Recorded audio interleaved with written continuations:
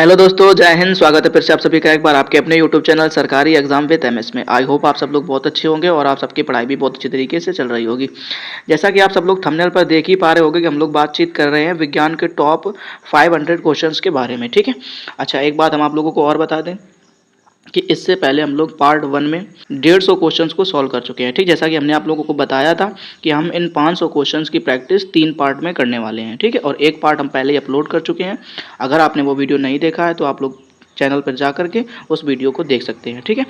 अच्छा, एक बात हम आप लोगों को और बता दें क्या कि अब हम लोग 3 पार्ट में 500 क्वेश्चंस को सॉल्व करने वाले थे। ठीक, लेकिन अब हम लोग जो है 3 पार्ट में ही 500 नहीं 550 क्वेश्चंस को सॉल्व करेंगे। ठीक है। आने वाला जो वीडियो होगा उसमें हम लोग लगभग 250 प्लस क्वेश्चन पढ़ेंगे। ठीक है, ये बात आपको अच्छे से ध्यान में रखनी है। फिलहाल आज हम लोग बातचीत करने वाले हैं क्वेश्चन नंबर 151 से। इससे पहले हम लोग 150 क्वेश्चन को कवर कर चुके हैं अच्छी तरीके से। ठीक है, आज हम लोग बातचीत करेंगे क्वेश्चन नंबर 151 से। ठीक, जैसा कि आप लोग देख भी पा रहे होंगे। तो आपको एक बात ध्यान रखनी है कि अगर आपने वो पहला वाला वीडियो नहीं देखा है तो प्लीज़ वो वीडियो ज़रूर देखिएगा इस वीडियो के बाद में। ठीक है, ये बात ध्यान रखना है, क्योंकि आपको अगर जनरल साइंस में कुछ भी पढ़ना है तो सिर्फ ये 550 क्वेश्चन तैयार कर लीजिए। मैं गारंटी लेता हूँ कि आपका एक भी एग्ज़ाम ऐसा नहीं होगा कि जिससे यहाँ से क्वेश्चन ना बने। समझ लीजिएगा बिल्कुल। ठीक, क्योंकि इतना ज़्यादा इंपॉर्टेंट वीडियो है ये आपके लिए। ठीक, ये तीनों वीडियो आपको अच्छे से देखने हैं। पहला वाला वीडियो देख लीजिए, आज दूसरा वाला देख लीजिए, इसके बाद में मैं आपको आने वाले समय में तीसरा वीडियो भी अपलोड करके दे दूंगा। ठीक, अगर आपने ये तीनों वीडियो तैयार कर ली अच्छी तरीके से तो समझ लो आप जनरल साइंस के नाम पे आपकी टेंशन खत्म हो जाएगी। समझ रहे हैं? तो ये बात आपको अच्छे से ध्यान रखनी है कि अगर जनरल साइंस में आपको कुछ पढ़ना है तो सिर्फ ये 3 वीडियो देख लीजिए, यानी लगभग 550 क्वेश्चंस को अच्छे से तैयार कर लीजिए। ठीक है, फिर वो चाहे जो भी एग्ज़ाम हो आपका कॉम्पिटिटिव जिसमें जनरल साइंस आती है, आप उसमें अच्छा करके ही आएंगे। समझिएगा। ठीक है, फिलहाल हम लोग टाइम नहीं बर्बाद करते हैं और सेशन को शुरू करते हैं। ठीक, ध्यान से पढ़िएगा। आज का हमारा पहला क्वेश्चन है, ध्यान से देखिएगा। कह रहा है प्लाज्मोडियम परजीवी हैं। प्लाज्मोडियम परजीवी हैं। ठीक, तो ध्यान से देखिएगा दोस्तों। प्लाज्मोडियम जो परजीवी हैं वो मलेरिया रोग के हैं। किसके हैं? मलेरिया रोग के हैं। ठीक, उसके बाद दूसरा कह रहा है मलेरिया रोग का वाहक, मलेरिया रोग का वाहक है। तो आपको ध्यान रखना है मादा एनोफिलीज मच्छर। नेक्स्ट क्वेश्चन है मलेरिया रोग में प्रभावित अंग। ठीक, तो मलेरिया रोग में प्रभावित अंग है आपका प्लीहा। ठीक है, या जिसको हम लोग तिल्ली भी बोलते हैं। नेक्स्ट क्वेश्चन है मानव मूत्र में उत्सर्जित होता है। ठीक, तो दोस्तों ध्यान रखना है विटामिन सी। ठीक, यानी जो मानव का यूरिन होता है उसमें विटामिन सी उत्सर्जित होता है। ठीक, नेक्स्ट क्वेश्चन है मूत्र अम्लीय का पीएच मान होता है। ठीक, यानी जो यूरिन होता है उसका पीएच मान कितना होता है? तो दोस्तों आपको याद रखना है 6। नेक्स्ट क्वेश्चन में है मूत्र का रंग पीला क्यों होता है? ठीक, यानी ये जो यूरिन होता है उसका रंग पीला क्यों होता है? तो ध्यान रखना है दोस्तों यूरोक्रोम के कारण। ठीक है, किसकी वजह से? यूरोक्रोम के कारण यूरिन का जो रंग है वो पीला होता है। ठीक, कह रहा मेंढक के हृदय में होते हैं। ठीक, मेंढक के हृदय में होते हैं। ठीक, यानी मेंढक के हृदय में कितने भाग होते हैं ये बात आपसे पूछी गई है। तो दोस्तों ध्यान रखिएगा कि मेंढक के हृदय में 3 भाग होते हैं। ठीक है, चलिए दोस्तों देखते हैं नेक्स्ट क्वेश्चन। नेक्स्ट क्वेश्चन है मनुष्य के हृदय में कितने प्रकोष्ठ होते हैं? ठीक, मनुष्य के हृदय में कितने प्रकोष्ठ होते हैं ये बात आपसे पूछी गई है। ठीक, तो दोस्तों आपको यहाँ पर ध्यान रखना है 4। ठीक है, यानी मनुष्य के हृदय में 4 प्रकोष्ठ होते हैं। ठीक, नेक्स्ट क्वेश्चन है रक्त के प्रवाह को रोकने के लिए, रक्त के प्रवाह को रोकने के लिए किसका उपयोग किया जाता है? ठीक, तो दोस्तों ध्यान रखना है आपको यहाँ पर फेरिक क्लोराइड। किसका किया जाता है? फेरिक क्लोराइड का किया जाता है। ठीक, नेक्स्ट क्वेश्चन में कह रहा है शरीर में प्रचुर पाया जाने वाला तत्व, यानी शरीर में प्रचुर मात्रा में पाया जाने वाला तत्व है। तो दोस्तों ध्यान रखना है ऑक्सीजन। नेक्स्ट क्वेश्चन में पूछा गया है मनुष्य के शरीर में जल होता है, मनुष्य के शरीर में जल होता है। तो दोस्तों ध्यान रखना है 65 to 80%। ठीक है, नेक्स्ट क्वेश्चन में पूछा गया मानव शरीर का सामान्य ताप होता है। ठीक, मानव शरीर का सामान्य ताप होता है। तो आपको ध्यान रखना 98.6 डिग्री फ़ारेनहाइट और 30 डिग्री सेंटीग्रेड, और केल्विन में बात करेंगे तो 310 केल्विन। ठीक, ये बात आपको अच्छे से याद रखनी है कि अगर फ़ारेनहाइट में मान पूछा जाएगा तो आपको ध्यान रखना है 98.6 डिग्री फ़ारेनहाइट, और अगर डिग्री सेंटीग्रेड में पूछा जाएगा तो आपको ध्यान रखना है 37 डिग्री सेंटीग्रेड। ठीक, और अगर आपसे पूछा जाता है केल्विन में तो आपको ध्यान रखना है 310। उसके बाद नेक्स्ट क्वेश्चन में पूछा गया अगर मनुष्यों में मेरुदंड में कितनी जोड़ी तंत्रिका निकलती हैं? ठीक, मनुष्यों के मेरुदंड में कितनी जोड़ी तंत्रिका निकलती हैं? तो दोस्तों आपको यहाँ पर ध्यान रखना है 31। कह रहा गुणसूत्र क्रोमोसोम। क्या कह रहा है नेक्स्ट क्वेश्चन में? गुणसूत्र क्रोमोसोम की खोज किसने करी थी? तो दोस्तों आपको याद रखना है वाल्डेयर ने। ठीक है दोस्तों, देखते हैं नेक्स्ट क्वेश्चन। अब नेक्स्ट क्वेश्चन में ध्यान से पढ़िएगा, पूछा गया है गुणसूत्रों का निर्माण होता है, गुणसूत्रों का निर्माण होता है, ये बात आपको बतानी है, ठीक। तो कह रहा है क्रोमेटिन नामक पदार्थ से, किससे? क्रोमेटिन नामक पदार्थ से, ठीक। उसके बाद में कह रहा है नेक्स्ट क्वेश्चन में मनुष्य में क्रोमोसोम की संख्या होती है, मनुष्य में क्रोमोसोम की संख्या होती है, यानी गुणसूत्र कितने होते हैं? तो कह रहा है 46 या 23 जोड़ी। अगर जोड़े में पूछेगा तो 23 जोड़ी बताना है आपको, वैसे पूछेगा तो 46 होते हैं, ठीक। नेक्स्ट क्वेश्चन में पूछा गया है जीवन की सबसे छोटी रचनात्मक एवं कार्यात्मक इकाई है, ठीक। जीवन की सबसे छोटी रचनात्मक एवं कार्यात्मक इकाई है, तो दोस्तों याद रखना है आपको कोशिका। उसके बाद नेक्स्ट क्वेश्चन में पूछा गया सबसे छोटी जीवित कोशिका है, तो आपको ध्यान रखना माइकोप्लाज्मा। नाम क्या है उसका? माइकोप्लाज्मा, यानी सबसे छोटी जीवित कोशिका है माइकोप्लाज्मा, ठीक। अगला नेक्स्ट क्वेश्चन में पूछा गया है, कह रहा शरीर की सबसे लंबी कोशिका का नाम, शरीर की सबसे लंबी कोशिका का नाम, तो ध्यान रखना दोस्तों तंत्रिका तंत्र, ठीक। नेक्स्ट क्वेश्चन में पूछा गया है तंत्रिका तंत्र की रचनात्मक तथा क्रियात्मक इकाई होती है, ठीक। तो दोस्तों याद रखना है न्यूरॉन, ठीक। यानी जो तंत्रिका तंत्र है उसकी रचनात्मक तथा क्रियात्मक इकाई न्यूरॉन होती है, ठीक। चलिए दोस्तों देखते हैं नेक्स्ट क्वेश्चन। नेक्स्ट क्वेश्चन में आपसे पूछा गया है, कह रहा कोशिका शब्द का निर्माण, कोशिका शब्द का निर्माण किसने करा था? तो दोस्तों आपको याद रखना है रॉबर्ट हुक ने। किसने किया था? रॉबर्ट हुक ने किया था, ठीक है। चलिए दोस्तों देखते हैं अब हम लोग नेक्स्ट क्वेश्चन। नेक्स्ट क्वेश्चन में हमसे पूछा गया है, कह रहा है कोशिका का आनुवंशिक पदार्थ है, कोशिका का आनुवंशिक पदार्थ है, तो दोस्तों आपको यहाँ पर याद रखना है डीएनए। क्या है? डीएनए, ठीक। यानी कोशिका का आनुवंशिक पदार्थ जो है वो क्या है? डीएनए है, ठीक। कह रहा कोशिका का अध्ययन है, यानी जो कोशिका का अध्ययन है उसे हम लोग क्या बोलते हैं? तो याद रखना है दोस्तों साइटोलॉजी। क्या बोलते हैं? साइटोलॉजी बोलते हैं, ठीक। कह रहा कोशिका के भीतर श्वसन का केंद्र होता है, कोशिका के भीतर श्वसन का केंद्र होता है, तो दोस्तों याद रखना है माइटोकॉन्ड्रिया। क्या होता है? माइटोकॉन्ड्रिया होता है। कह रहा समसूत्री विभाजन होता है, समसूत्री विभाजन होता है, तो ध्यान रखना है दोस्तों आपको कायिक कोशिकाओं में। किसमें होता है? कायिक कोशिकाओं में होता है, ठीक। उसके बाद नेक्स्ट क्वेश्चन हमसे पूछा गया, कह रहा अर्धसूत्री विभाजन होता है, अर्धसूत्री विभाजन होता है, तो दोस्तों याद रखना आपको लिंगी जनन करने वाले कोशिकाओं में। किसमें? लिंगी जनन करने वाले कोशिकाओं में अर्धसूत्री। इसके बाद नेक्स्ट क्वेश्चन में पूछा गया स्तंभकंद, धनकंद, शल्ककंद तथा प्रकंद का उदाहरण है, ठीक। ये आपको ध्यान रखना है, स्तंभकंद, धनकंद, शल्ककंद और प्रकंद का उदाहरण है, तो आपको याद रखना है आलू, ठीक। उसके बाद में कह रहा है बंडा, केसर, ठीक। उसके बाद कह रहा है प्याज, अदरक व हल्दी, ठीक। तो ऐसे याद रखना आप लोगों को, ठीक है। चलिए दोस्तों अब देखते हैं नेक्स्ट क्वेश्चन। नेक्स्ट क्वेश्चन में पूछा गया है, कह रहा अमरूद, अंगूर, शरीफा तथा टमाटर, ठीक है। अंगूर, अमरूद, शरीफा तथा टमाटर के खाने योग्य भाग है, तो आपको दोस्तों याद रखना फल भित्ति, ठीक। यानी अमरूद का, अंगूर का, शरीफा का, टमाटर का हम लोग क्या खाते हैं? फल भित्ति खाते हैं, ठीक। ये बात ध्यान रखना। अब उसके बाद कह रहा है आम, पपीता और बेर, आम, पपीता और बेर के खाने योग्य भाग है, तो आपको ध्यान रखना है दोस्तों मध्य फल भित्ति। याद रखना आपको मध्य फल भित्ति याद रखना है, ठीक। उसके बाद आपसे पूछा गया है, कह रहा फूल गोभी का खाने योग्य भाग होता है, तो आपको ध्यान रखना है पुष्पक्रम, ठीक। यानी फूल गोभी का जो है हम लोग पुष्पक्रम भाग को खाते हैं, ठीक। उसके बाद में ध्यान से देखिएगा, कह रहा हल्दी में पीला रंग का कारण, ठीक। हल्दी में पीला रंग का कारण क्या होता है? तो आपको ध्यान रखना है कुरकुमिन। नाम याद रखना है क्या? कुरकुमिन, यानी कुरकुमिन के कारण हल्दी का जो रंग है वो पीला होता है, ठीक। कह रहा टमाटर में लाल रंग का क्या कारण है? ठीक है, टमाटर लाल रंग का होता है, इसका क्या कारण है? तो आपको दोस्तों याद रखना है लाइकोपीन। किसकी वजह से? लाइकोपीन की वजह से जो है टमाटर में लाल रंग पाया जाता है, ठीक। उसके बाद कह रहा अदरक तथा आलू, अदरक तथा आलू के खाने योग्य भाग होता है, तो दोस्तों याद रखना है तना, ठीक। ये बहुत इंपॉर्टेंट क्वेश्चन है, खाने योग्य भाग वाले, ये बहुत पूछे जाते हैं, ये बात ध्यान रखना है। तो कह रहा है अदरक तथा आलू के खाने योग्य भाग है, तो दोस्तों याद रखना आपको तना, ठीक। उसके बाद कह रहा दूध में पाई जाने वाली, दूध में पाई जाने वाली शर्करा, ठीक। तो दूध में पाई जाने वाली शर्करा जो है उसे हम लोग बोलते हैं लैक्टोज। क्या बोलते हैं?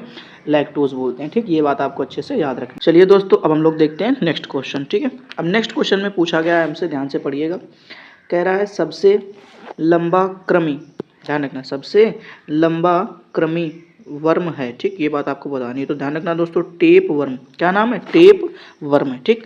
अब कह रहा है कपड़ा सुखाने तथा दूध से मक्खन निकालने वाली मशीन, ध्यान रखना है कपड़ा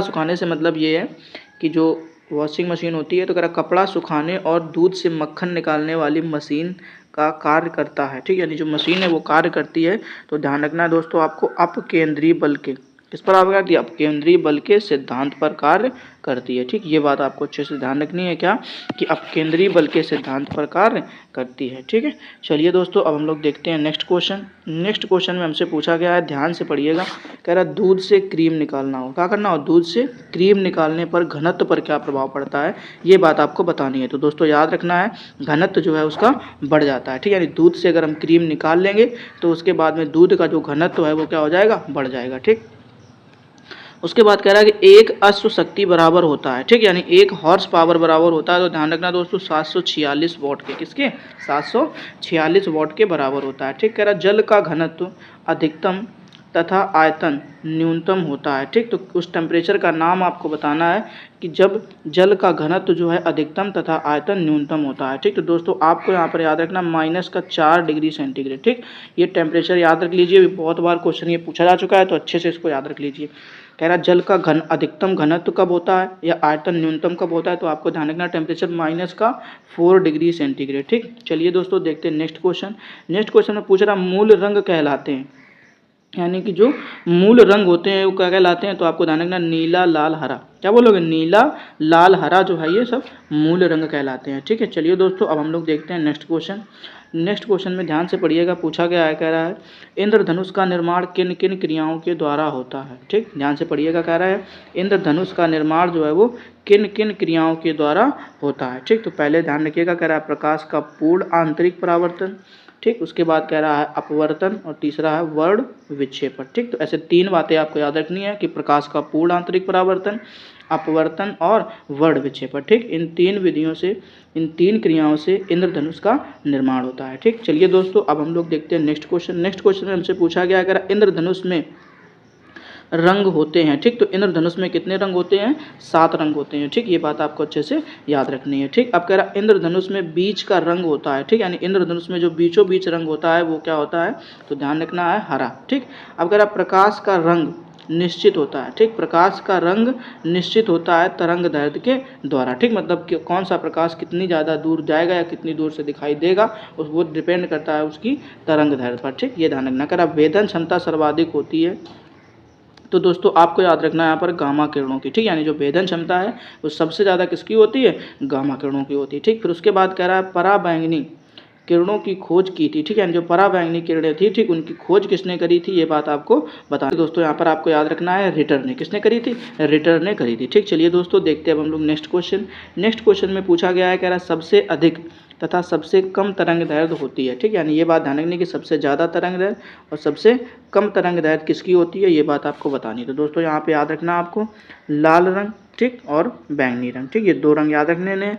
और लाल रंग की जो है तरंग दैर्ध्य सबसे ज़्यादा होती है और बैंगनी रंग की तरंग दैर्ध्य सबसे कम होती है। ठीक, ये बात आपको अच्छे से याद रखनी। कह रहा प्रकाश का तरंग दैर्ध्य होता है, प्रकाश की तरंग दैर्ध्य कितनी होती है, तो ध्यान रखना है दोस्तों आपको 3900 एंगस्ट्रॉम से 7800 एंगस्ट्रॉम के बीच में। ठीक, यानी जो प्रकाश की तरंग दैर्ध्य है वो 3900 एंगस्ट्रॉम से लेकर के 7800 एंगस्ट्रॉम के बीच में होती है। ठीक, कह रहा प्रकाश की चाल सर्वाधिक होती है, तो दोस्तों ध्यान रखना जो प्रकाश की चाल है वो सर्वाधिक होती है निर्वात में। ठीक, ये ध्यान रखना है, प्रकाश को चलने के लिए माध्यम की आवश्यकता नहीं होती, इसलिए यह निर्वात में भी चल सकता है और सबसे ज़्यादा इसकी चाल निर्वात में ही होती है। ठीक, ये बात आपको अच्छे से ध्यान रखना।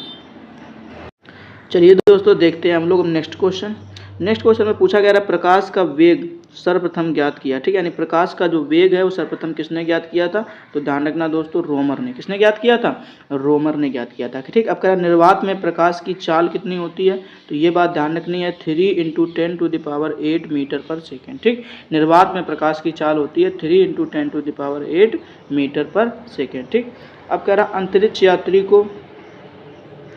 यात्री को आकाश काला दिखाई देता है। ठीक, अंतरिक्ष यात्री को आकाश काला दिखाई देता है, क्यों दिखाई देता है, तो ध्यान रखना है सूर्य प्रकीर्णन के कारण। क्या होता है, सूर्य प्रकीर्णन के कारण जो है अंतरिक्ष यात्रियों को आकाश का रंग जो है वो काला दिखाई देता है। ठीक, उसके बाद कह रहा है, चलिए दोस्तों देखते हैं नेक्स्ट क्वेश्चन। नेक्स्ट क्वेश्चन में पूछा गया है समुद्र का जल नीला दिखाई देता है, समुद्र का जल नीला दिखाई देता है, तो इसके लिए भी आपको ध्यान रखना है प्रकाश के प्रकीर्णन के कारण। ठीक, यानी प्रकाश के प्रकीर्णन के कारण समुद्र का जो जल है वो नीला दिखाई देता है। ठीक है, चलिए दोस्तों देखते हैं अब हम लोग नेक्स्ट क्वेश्चन।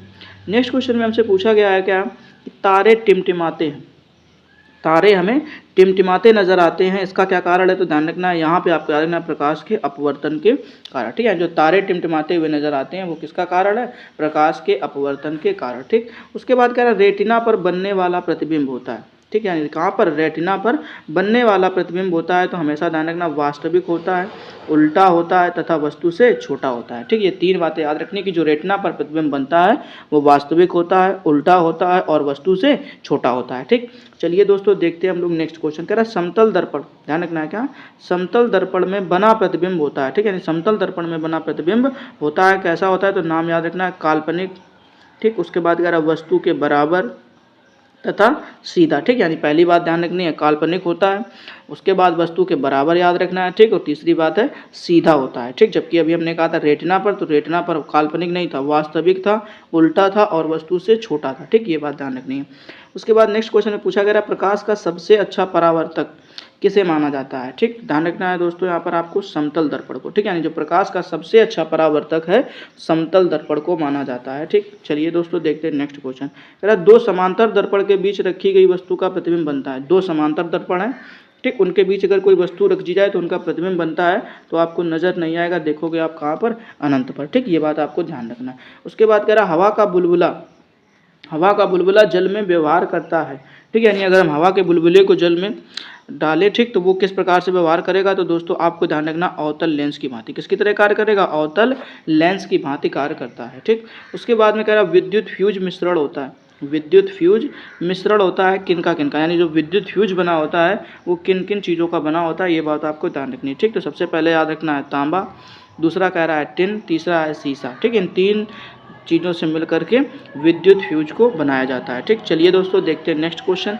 नेक्स्ट क्वेश्चन में हमसे पूछा गया है, कह रहा है हीटर का तार बना होता है। किसका? हीटर का तार जो है वो बना होता है, तो दोस्तों याद रखना है नाइक्रोम का। ठीक, यानी जो हीटर का तार है वो नाइक्रोम का बना होता है। ठीक, कह रहा है अगला क्वेश्चन कह रहा है बल्ब का फिलामेंट, बल्ब का फिलामेंट जो है वो बना होता है, तो दोस्तों याद रखना है टंगस्टन का। ठीक है, यानी जो बल्ब का फिलामेंट है वो टंगस्टन का बना होता है। ठीक, उसके बाद कह रहा है दोस्तों विद्युत बल्ब में भरा जाने वाला, विद्युत बल्ब में भरा जाने वाला गैस। ठीक है, यानी विद्युत बल्ब में जो गैस भरी जाती है वो कौन सी होती है? तो दोस्तों याद रखना है नाइट्रोजन। ठीक है, यानी विद्युत बल्ब में भरी जाने वाली गैस क्या है? नाइट्रोजन है। ठीक, उसके बाद कह रहा है ट्यूब लाइट, ट्यूब लाइट में भरा होता है। ठीक है, जो ट्यूब लाइट होती है उसमें भरी होती है, तो ध्यान रखना पारे की वाष्प और आर्गन गैस। ठीक है, जो ट्यूब लाइट होती है उसमें पारे की वाष्प और आर्गन गैस को भरा जाता है। ठीक, उसके बाद कह रहा फ्यूज तार का मिश्रण, फ्यूज तार का मिश्रण होता है, तो ध्यान रखना है सीसा और टीन का। ठीक, यानी सीसा और स्टेनलेस से मिला होता है। ठीक, उसके बाद कह रहा फोटोग्राफी में उपयोगी तत्व है, फोटोग्राफी में उपयोगी तत्व है, तो दोस्तों याद रखना है सिल्वर ब्रोमाइड। ठीक, यानी फोटोग्राफी में जो उपयोगी तत्व है इसका नाम है सिल्वर ब्रोमाइड। ठीक, चलिए दोस्तों अब हम लोग देख लेते हैं नेक्स्ट क्वेश्चन। नेक्स्ट क्वेश्चन में हमसे पूछा गया है, कह रहा है ध्यान से पढ़िएगा, कह रहा फोटोग्राफी में फिक्सर यानी स्थायीकरण के रूप में प्रयोग होता है। फिक्सर के रूप में हम लोग क्या यूज करते हैं? तो ध्यान रखना है दोस्तों सोडियम थायोसल्फेट। क्या यूज किया जाता है? सोडियम थायोसल्फेट का प्रयोग किया जाता है। ठीक, कह रहा फोटोग्राफी में कौन सा अम्ल प्रयोग किया जाता है? जो फोटोग्राफी होती है उसमें अम्ल का नाम बताना, कौन से अम्ल का प्रयोग किया जाता है?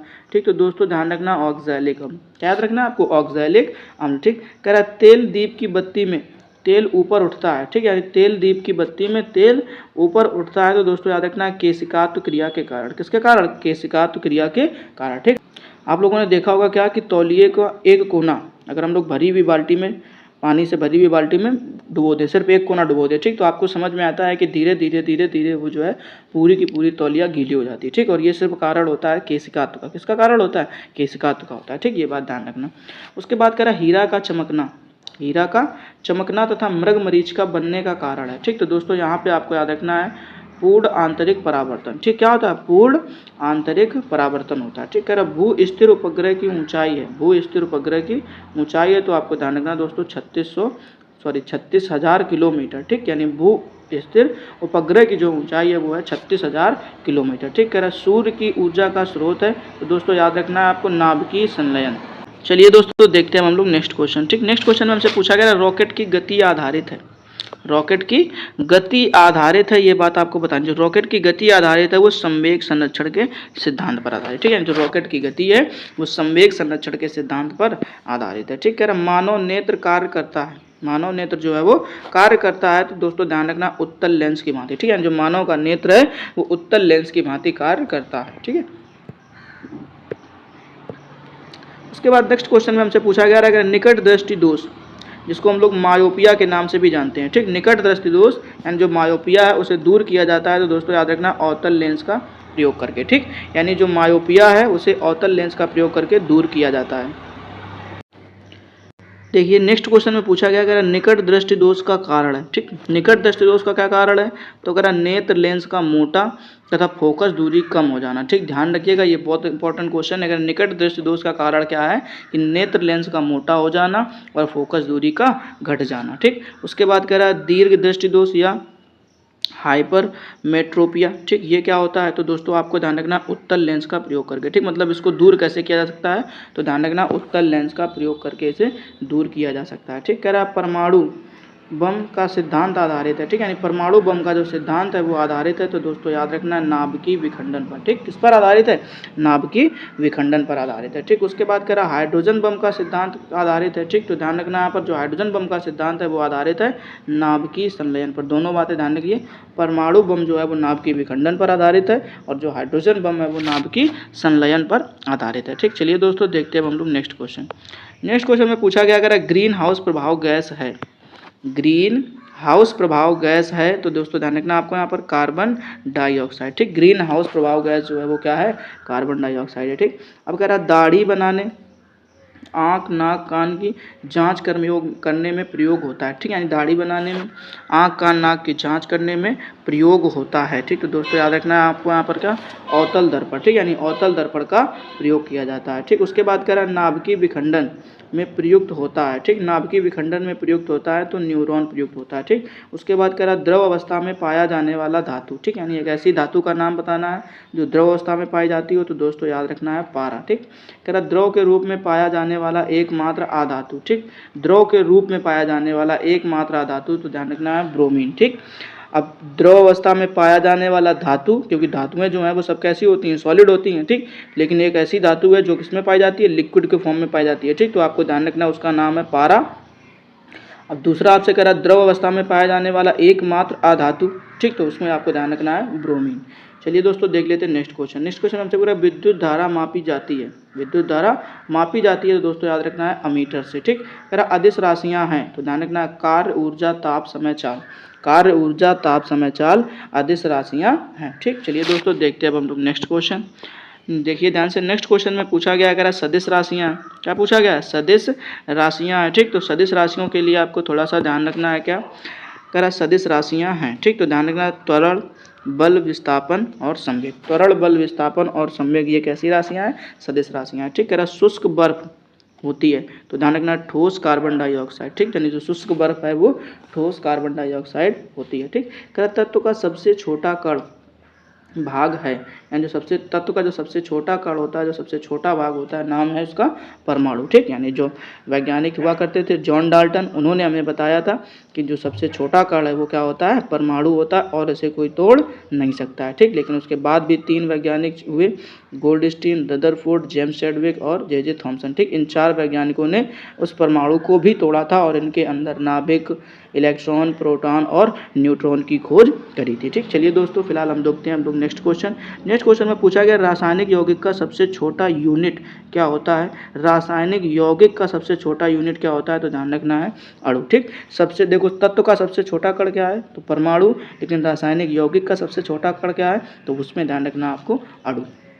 उसके बाद कह रहा है परमाणु के 3 मौलिक कण होते हैं, ठीक। अब ये देखिए ध्यान से 3 मूल कणों के बारे में बातें कर दी, जैसे यहाँ पर लिखा हुआ इलेक्ट्रॉन, प्रोटॉन और न्यूट्रॉन, ठीक। तो ये वही वाली बात हो गई कि जॉन डाल्टन ने कहा था कि परमाणु को कोई तोड़ नहीं सकता है।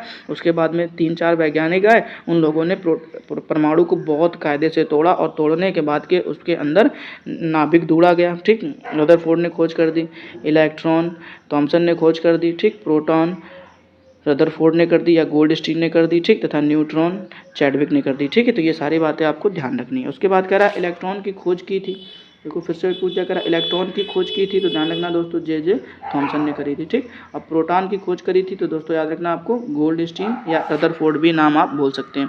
उसके बाद कह रहा है कि आपसे कि न्यूट्रॉन की खोज करी थी। ठीक, तो न्यूट्रॉन की खोज करी थी तो ध्यान रखना यहाँ पर न्यूट्रॉन की खोज की थी किसने, जेम्स चैडविक ने। ठीक, न्यूट्रॉन की खोज जेम्स चैडविक ने करी थी। ठीक, अब कह रहा इलेक्ट्रॉन होता है तो इलेक्ट्रॉन पर चार्ज कैसा होता है, ऋण आवेशित। ठीक, और प्रोटॉन होता है तो प्रोटॉन पर चार्ज कैसा होता है, पॉजिटिव। न्यूट्रॉन होता है तो न्यूट्रॉन पर ध्यान रखना है एक आवेशहीन यानी उदासीन होता है। ठीक, अब कह रहा पॉजिट्रॉन की खोज की थी तो ध्यान रखना दोस्तों एंडरसन ने। पॉजिट्रॉन की खोज किसने करी थी, एंडरसन ने करी थी। ठीक, अब कह रहा इलेक्ट्रॉन त्यागने एवं ग्रहण करने की प्रवृत्ति कहलाती है, तो ध्यान रखना है ऑक्सीकरण एवं अवकरण। ठीक, जिसको हम लोग अपचयन बोलते हैं। ठीक, तो ऑक्सीकरण एवं अपचयन कहलाती है। चलिए दोस्तों देखते हैं अब हम लोग नेक्स्ट क्वेश्चन। दोस्तों अगर अभी तक आपने वीडियो को लाइक नहीं किया हुआ है तो प्लीज़ वीडियो को लाइक कर दीजिए, और अगर चैनल पर फर्स्ट टाइम आए हुए हैं तो प्लीज़ चैनल को सब्सक्राइब कर लीजिए, ताकि जब भी हमारा कोई नया वीडियो अपलोड हो और उसका नोटिफिकेशन आपको समय पर मिल जाए। ठीक है, चलिए दोस्तों देखते हैं हम लोग क्वेश्चन को। ठीक है दोस्तों, चलिए देखते हैं हम लोग क्वेश्चन को। ठीक, अब क्वेश्चन में पूछा गया है, कह रहा है प्रोटॉन का भार इलेक्ट्रॉन के भार का कितना गुना होता है। ठीक, यानी जो प्रोटॉन का भार है वो इलेक्ट्रॉन के भार का कितना गुना होता है, तो दोस्तों याद रखना 1840 गुना। ठीक, उसके बाद कह रहा है वैद्युत अपघटन में ऑक्सीकरण होता है, तो दोस्तों ध्यान रखना एनोड पर। ठीक, ऑक्सीकरण की जो घटना है वो किस पर होती है, एनोड पर। ठीक, तो और उसके बाद एक और होता है अपचयन, तो अपचयन की घटना किस पर हो जाएगी, कैथोड पर हो जाएगी। ठीक, ये बात ध्यान रखना।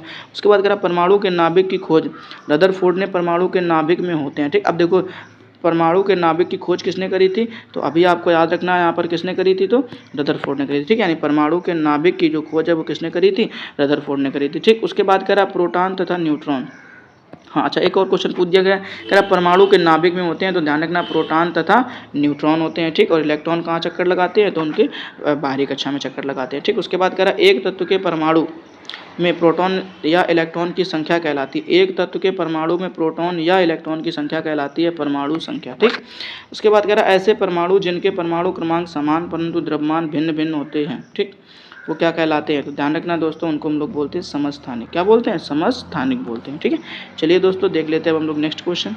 अब नेक्स्ट क्वेश्चन में हमसे पूछा गया है कि ऐसे परमाणु जिनकी द्रव्यमान संख्याएं, ठीक, क्या करा, ऐसे परमाणु जिनकी द्रव्यमान संख्याएं समान, ठीक, परंतु परमाणु संख्या क्या कह रहा है, परमाणु संख्या भिन्न भिन्न होती है, उसे हम लोग क्या कहते हैं। ठीक, तो ऐसी कंडीशन में आपको ध्यान रखना है कि अगर भार समान, देखो द्रव्यमान संख्याओं को हम लोग बोलते हैं परमाणु भार भी, क्या बोलते हैं, द्रव्यमान संख्याओं को हम लोग परमाणु भार भी बोल देते हैं। ठीक, तो अगर कह रहा परमाणु भार समान है तो आपको ध्यान रखना क्या कहलाएगा, समभारिक कहलाएगा। ठीक, देखो ध्यान से, परमाणु भार अगर समान है तो क्या कहलाएगा, समभारिक कहलाएगा। ठीक, इसलिए ध्यान रखना अच्छी तरीके से क्वेश्चन को। ठीक, चलिए दोस्तों देख लेते हैं हम लोग नेक्स्ट क्वेश्चन। नेक्स्ट क्वेश्चन में पूछा गया आधुनिक आवर्त सारणी, ठीक, आधुनिक आवर्त सारणी किसने प्रस्तुत करी थी, तो आपको यहाँ पर बताना है मेंडलीफ ने। किसने करी थी, मेंडलीफ ने करी थी। ठीक, यानी आधुनिक आवर्त सारणी जो है वो मेंडलीफ ने प्रस्तुत करी थी। ठीक, उसके बाद देखते हैं हम लोग नेक्स्ट क्वेश्चन।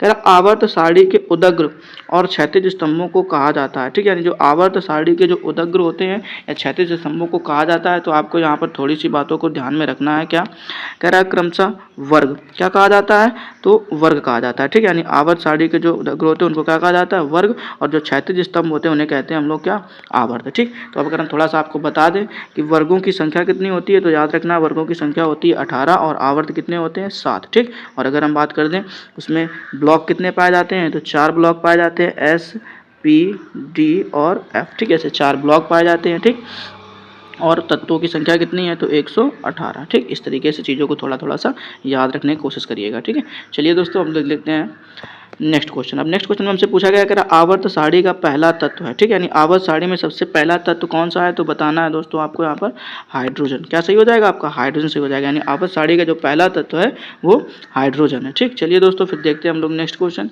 अब नेक्स्ट क्वेश्चन में पूछा गया तत्वों का सबसे पहले वर्गीकरण किया था। ठीक है, तत्वों को सबसे पहले वर्गीकरण किसने किया था, तो यहाँ पे दोस्तों आपको ध्यान रखना है डेवो राइनर ने। किसने किया था, डोबे राइनर ने। ठीक, ये बात अच्छे से ध्यान रखनी है। चलिए दोस्तों देखते हैं नेक्स्ट क्वेश्चन।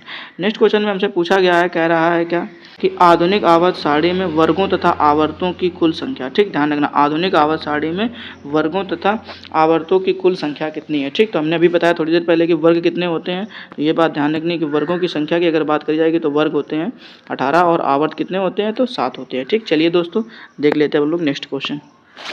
अब नेक्स्ट क्वेश्चन में पूछा गया है, ध्यान से पढ़िएगा, कह रहा है क्या कि नॉन स्टिक बर्तन बने होते हैं, ठीक। जो नॉन स्टील बर्तन होते हैं वो बने होते हैं, तो किसके बने होते हैं, ध्यान रखना है, टेफ्लॉन के। किसके बने होते हैं, टेफ्लॉन के बने होते हैं, ठीक। ये बात ध्यान रखनी है, ठीक। उसके बाद नेक्स्ट क्वेश्चन में पूछा गया है, कह रहा है क्या कि अयस्क में उपस्थित अशुद्धि कहलाता है, ठीक। अयस्क में उपस्थित अशुद्धि जो है वो क्या कहलाती है, तो दोस्तों याद रखना आपको गैंग कहलाती है। क्या कहलाती है, गैंग कहलाती है, ठीक। ये बात ध्यान रखनी है।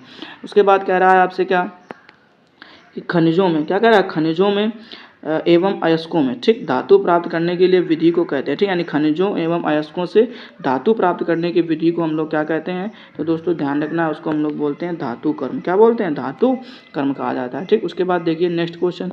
अब नेक्स्ट क्वेश्चन में हमसे पूछा गया, अगर आप बर्तनों में कलई के लिए उपयोग होता है, बर्तनों में कलई के लिए उपयोग होता है, तो दोस्तों आपको याद रखना है यहाँ पर अमोनियम क्लोराइड। किसका उपयोग होता है, अमोनियम क्लोराइड का उपयोग होता है, ठीक। देखते हैं नेक्स्ट क्वेश्चन। अब नेक्स्ट क्वेश्चन में पूछा गया है, कह रहा है क्या कि पटाखों में हरा रंग होता है, पटाखों में हरा रंग होता है, तो दोस्तों ध्यान रखना है, आपको क्या याद रखना है, बेरियम के कारण। किसके कारण होता है, बेरियम के कारण होता है, ठीक है। देखिए दोस्तों नेक्स्ट क्वेश्चन। अब नेक्स्ट क्वेश्चन में ध्यान से पढ़िएगा, पूछा गया है, कह रहा है कि आतिशबाजी के दौरान लाल चटक रंग होता है, ठीक। यानी आतिशबाजी के दौरान जो है वो लाल चटक रंग होता है, तो ये किसके कारण होता है, ये बात आपको बतानी है, ठीक। तो दोस्तों याद रखना है यहाँ पर आपको क्या, स्ट्रोंशियम। किसके कारण, स्ट्रोंशियम की उपस्थिति के कारण, ठीक। यानी उसमें स्ट्रोंशियम उपस्थित होता है, इसलिए जो है उसका जो है लाल चटक रंग दिखाई देता है, ठीक। चलिए दोस्तों देखते हैं हम लोग नेक्स्ट क्वेश्चन। नेक्स्ट क्वेश्चन में हमसे पूछा गया है, ध्यान से पढ़िएगा, कह रहा है कि भविष्य का ईंधन कहा जाता है, भविष्य का ईंधन कहा जाता है, तो किसे कहा जाता है, ये बात आपको बतानी है, ठीक। दोस्तों ध्यान रखना है आपको यहाँ पर आंसर, हाइड्रोजन को। किसको कहा जाता है, हाइड्रोजन को, ठीक। यानी जो भविष्य का ईंधन है हाइड्रोजन को कहा जाता है, ठीक। उसके बाद कह रहा है क्या कि मार्स गैस, क्या कह रहा है, मार्स गैस कहलाती है, ठीक है। जो मार्स गैस है वो क्या कहलाती है, ठीक। तो ध्यान रखना, मार्स गैस को हम लोग जानते हैं किसके नाम से, मीथेन के नाम से भी जानते हैं, ठीक है। जो मार्स गैस है उसे किसके नाम से, मीथेन के नाम से जानते हैं, ठीक। उसके बाद में कह रहा है हमसे क्या कि नोबेल गैस कहलाता है, नोबेल गैस कहलाता है, ठीक है। नोबेल गैस यानी आदर्श गैस किसे कहते हैं, तो दोस्तों आपको यहाँ पर ध्यान रखना है, हीलियम को। आदर्श गैस किसे कहा जाता है, हीलियम को कहा जाता है, ठीक। उसके बाद कह रहा है सर्वाधिक हल्की गैस यानी तत्व है, यानी सर्वाधिक हल्की गैस कौन सी है, तो दोस्तों यहाँ पे आपको याद रखना है हाइड्रोजन, ठीक है। सर्वाधिक हल्की गैस कौन है, हाइड्रोजन है, ये बात अच्छे से ध्यान रखनी, ठीक। उसके बाद कह रहा है सबसे हल्की धातु है, ठीक। सबसे हल्की धातु है, वो सबसे हल्की गैस थी, तो ध्यान रखना हाइड्रोजन। अब सबसे हल्की धातु के बारे में पूछा गया, ठीक। तो ध्यान रखना दोस्तों, जो सबसे हल्की धातु होती है वो होती है लिथियम। क्या होती है, लिथियम होती है, यानी सबसे हल्की धातु कौन है, लिथियम है, ठीक। अब कह रहा है सबसे भारी धातु कौन है, सबसे भारी धातु कौन है, ठीक। तो दोस्तों याद रखना है आपको यहाँ पर क्या, ऑस्मियम। सबसे भारी धातु का नाम क्या है, ऑस्मियम है, ठीक। ऑस्मियम होती है सबसे भारी धातु, ठीक। उसके बाद कह रहा है आपसे क्या, सबसे कठोर धातु का है, सबसे कठोर धातु का नाम बताना है, तो दोस्तों यहाँ पे आपको ध्यान रखना जो सबसे कठोर धातु है वो है प्लेटिनम। क्या है, प्लेटिनम है, ठीक है। चलिए दोस्तों देख लेते हैं अब हम लोग नेक्स्ट क्वेश्चन, ठीक। नेक्स्ट क्वेश्चन में हमसे पूछा गया है, कह रहा है क्या कि सबसे कठोर पदार्थ है, ठीक। सबसे कठोर पदार्थ है, तो उसका नाम आपको याद रखना है, सबसे कठोर पदार्थ होता है हीरा। क्या होता है, हीरा होता है, ठीक। उसके बाद नेक्स्ट क्वेश्चन ध्यान से पढ़िए, कह रहा है सर्वाधिक प्रत्यास्थ धातु होती है, सबसे अधिक जो प्रत्यास्थ धातु है उसका नाम बताना है, तो दोस्तों यहाँ पे आपको याद रखना है स्टील, ठीक। सबसे प्रत्यास्थ धातु क्या होती है, स्टील, यानी सबसे ज़्यादा प्रत्यास्थता किसकी होती है, स्टील की होती है, ठीक। चलिए दोस्तों देखते हैं नेक्स्ट क्वेश्चन। कह रहा गुब्बारों और वायुयानों के टायरों में भरी जाती है, ठीक। यानी गुब्बारों में और वायुयान के टायरों में कौन सी गैस भरी जाती है, ठीक। तो दोस्तों यहाँ पे आपको याद रखना है हीलियम गैस। कौन सी गैस भरी जाती है, हीलियम गैस भरी जाती है, ठीक। उसके बाद में कह रहा है क्या कि अश्रु गैस है, अश्रु गैस है, तो आपको ध्यान रखना है दोस्तों, अश्रु गैस जो है उसको हम लोग बोलते हैं क्लोरो एसीटोफिनोन। क्या होती है, क्लोरो एसीटोफिनोन होती है, ठीक। उसके बाद में कह रहा है आपसे क्या कि हंसाने वाली गैस है, तो हंसाने वाली गैस को हम लोग कहते हैं नाइट्रस ऑक्साइड। क्या बोलते हैं, नाइट्रस ऑक्साइड, यानी जो हंसाने वाली गैस है उसे क्या कहा जाता है, नाइट्रस ऑक्साइड कहते हैं, ठीक। उसके बाद कह रहा है कि जल की अस्थायी कठोरता का कारण है, यानी जल की जो अस्थायी कठोरता है उसका क्या कारण है, तो दोस्तों यहाँ पे आपको याद रखना है जल की अस्थायी कठोरता होने का कारण है, ठीक, कि कैल्शियम एवं मैग्नीशियम के बाइकार्बोनेट का घुले रहना, ठीक। नेक्स्ट क्वेश्चन में पूछा गया है, कह रहा जल में स्थायी कठोरता का कारण है, ठीक। जल में स्थायी कठोरता का क्या कारण है, तो ध्यान रखना है दोस्तों, यहाँ पर आपको क्या कह रहा है कैल्शियम और मैग्नीशियम के सल्फेट का घुले रहना, ठीक, ये ध्यान रखना। उसके बाद में कह रहा है आपसे क्या कि जल की स्थायी और अस्थायी कठोरता दूर होती है। जल की स्थायी और जो अस्थायी कठोरता है वो दूर होती है, तो ध्यान रखना जल में सोडियम कार्बोनेट को मिलाकर। उसके बाद कह रहा है क्या कि जल का शुद्ध रूप है, जल का शुद्ध रूप है, तो यहाँ पे ध्यान रखना है आपको वर्षा का जल, ठीक है। जल का शुद्ध रूप है वो क्या है, वर्षा का जल है, ठीक। कह रहा है भारी जल D2O का अणुभार होता है, यानी भारी जल जो है वो D2O का अणुभार होता है। तो दोस्तों यहाँ पे आपको याद रखना जो जल का अणुभार होता है वो होता है 20। कितना होता है, 20 होता है, ठीक है, ये बात ध्यान रखना, ठीक। और नॉर्मल जल का कितना होता है, तो 18 होता है, ठीक। चलिए अच्छा दोस्तों ध्यान दे देखिएगा, हम लोग पढ़ते हैं नेक्स्ट क्वेश्चन को।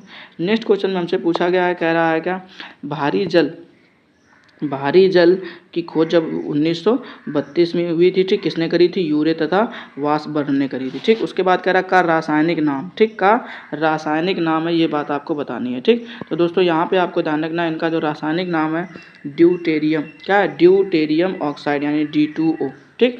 उसके बाद में कह रहा है क्या कृत्रिम वर्षा में प्रयोग में लाया जाता है, तो ध्यान रखना कृत्रिम वर्षा में प्रयोग में लाया जाता है सिल्वर आयोडाइड, क्या लाया जाता है, सिल्वर आयोडाइड लाया जाता है, ठीक। उसके बाद में ध्यान से पढ़िए, कह रहा है कि लोहे का शुद्ध रूप है, लोहे का शुद्ध रूप है, तो यहाँ पे ध्यान रखना है पिटवा लोहा, क्या होता है, पिटवा लोहा, ठीक, यानी जो पिटवा लोहा होता है वो लोहे का शुद्ध रूप होता है, ठीक। उसके बाद में कह रहा है क्या कि लोहे के किस रूप में कार्बन की मात्रा सबसे न्यूनतम होती है, ठीक, यानी लोहे का ऐसा कौन सा रूप है जिसमें कार्बन की मात्रा सबसे कम पाई जाती है, ठीक। तो दोस्तों यहाँ पे आपको याद रखना है पिटवा लोहा, क्या याद रखना है, पिटवा लोहा, ठीक। उसके बाद ध्यान से पढ़िएगा, कह रहा लौह की मात्रा सर्वाधिक होती है, ठीक, यानी उस सब्जी का नाम बताना जिसमें लौह की मात्रा सबसे ज़्यादा होती है। तो यहाँ पे ध्यान रखना है दोस्तों आपको यहाँ पर क्या कि पालक के पत्तों में, किसमें, पालक के पत्तों में या हरी सब्जियों में, ठीक। चलिए अच्छा दोस्तों हम लोग देखते हैं अब नेक्स्ट क्वेश्चन। अब नेक्स्ट क्वेश्चन में हमसे पूछा गया है, कह रहा लोहे को जंग से बचाने के लिए चढ़ाई जाती है, तो ध्यान रखना है दोस्तों आपको यहाँ पर क्या जिंक की परत, क्या चढ़ाई जाती है, जिंक की परत चढ़ाई जाती है, जिसको हम लोग कहते हैं गैल्वेनाइजिंग प्रक्रिया, क्या बोलते हैं, गैल्वेनाइजिंग प्रक्रिया कहते हैं, ठीक। उसके बाद कह रहा है विद्युत तथा ऊष्मा का सर्वोत्तम चालक है, विद्युत तथा ऊष्मा का सर्वोत्तम चालक है, तो यहाँ पे आपको ध्यान रखना है दोस्तों चांदी, क्या है, चांदी, ठीक। उसके बाद कह रहा है शुद्धतम सोना होता है, तो आपको यहाँ पर ध्यान रखना है 24 कैरेट का, कितने का, 24 कैरेट का होता है, ठीक। उसके बाद कह रहा है कि 18 कैरेट सोने में शुद्ध सोना होता है, ठीक, यानी 18 कैरेट सोने में शुद्ध सोना जो है वो होता है, तो यहाँ पे आपको ध्यान रखना है 75%, कितना होता है, 75% होता है, ठीक। उसके बाद कह रहा बेवकूफ़ों का सोना कहलाता है, बेवकूफ़ों का सोना कहलाता है, तो दोस्तों यहाँ पे ध्यान रखना बेवकूफ़ों का जो सोना है वो उसको हम लोग बोलते हैं पायराइट्स, किसको बोलते हैं, पायराइट्स को बोलते हैं, ठीक। उसके बाद कह रहा है लोहा निकेल एवं क्रोमियम मिश्र धातु हैं, ठीक, लोहा निकेल एवं क्रोमियम जो है वो मिश्र धातु हैं, तो ध्यान रखना है दोस्तों आपको यहाँ पर क्या स्टेनलेस स्टील का, किसकी मिश्र धातु है, स्टेनलेस स्टील की मिश्र धातु है, ठीक। चलिए दोस्तों देख लेते हैं हम लोग अब नेक्स्ट क्वेश्चन में हमसे पूछा गया है क्या, कह रहा है सोल्डर यानी टाका मिश्रण है, ठीक, सोल्डर जो है वो मिश्रण है, तो ध्यान रखना है दोस्तों आपको यहाँ पर जो सोल्डर मिश्रण है वो है सीसा एवं टिन का, किसका, सीसा एवं टिन का, ठीक। फिर कह रहा है क्वार्ट्ज में होता है, तो यहाँ पे ध्यान रखना है आपको दोस्तों क्या सिलिकॉन और ऑक्सीजन, यानी क्वार्ट्ज में जो है वो सिलिकॉन और ऑक्सीजन होता है, ठीक। उसके बाद कह रहा है प्राकृतिक रबर बहुलक है, तो यहाँ पे ध्यान रखना है दोस्तों आपको आइसोप्रीन, क्या है, आइसोप्रीन, ठीक। उसके बाद में कह रहा है क्या सबसे उत्तम कोयला है, तो यहाँ पे ध्यान रखना है दोस्तों आपको एंथ्रासाइड, यानी सबसे अच्छा जो कोयला है वो किसे माना जाता है, तो एंथ्रासाइड को माना जाता है, ठीक। उसके बाद कह रहा है कांसा मिश्र धातु है, तो ध्यान रखना है दोस्तों आपको किसका, तांबे व टीन का, ठीक। उसके बाद में कह रहा है कच्चे फलों को पकाने के लिए प्रयोग किया जाता है, तो दोस्तों आपको यहाँ पर ध्यान रखना एथिलीन और एसिटिलीन गैस का, किसका प्रयोग किया जाता है, एथिलीन एवं एसिटिलीन गैस का प्रयोग किया जाता है, ठीक। उसके बाद में कह रहा है क्या लोहे को इस्पात में बदलने के लिए मिलाया जाता है, ठीक है, लोहे को इस्पात में बदलने के लिए मिलाया जाता है, तो यहाँ पे आपको ध्यान रखना है निकेल धातु को, किसको, निकेल धातु को, ठीक है दोस्तों। यहाँ पर 301 क्वेश्चन हमारे कंप्लीट हो चुके हैं, ठीक। आई होप आप लोगों को सारे के सारे क्वेश्चन अच्छी तरीके से समझ में आ गए होंगे, ठीक। हम लोग इसका पार्ट नंबर 3 भी जल्दी ही लेकर के आएंगे, ठीक। अगर आपने वीडियो को लाइक नहीं किया हुआ है तो प्लीज़ वीडियो को लाइक कर दीजिए और चैनल को सब्सक्राइब कर लीजिए, ठीक। हम लोग फिर से मिलेंगे इसके नेक्स्ट पार्ट में, तब तक के लिए जय हिंद, अपना ख्याल रखिएगा और अच्छे से पढ़ाई करते रहिएगा।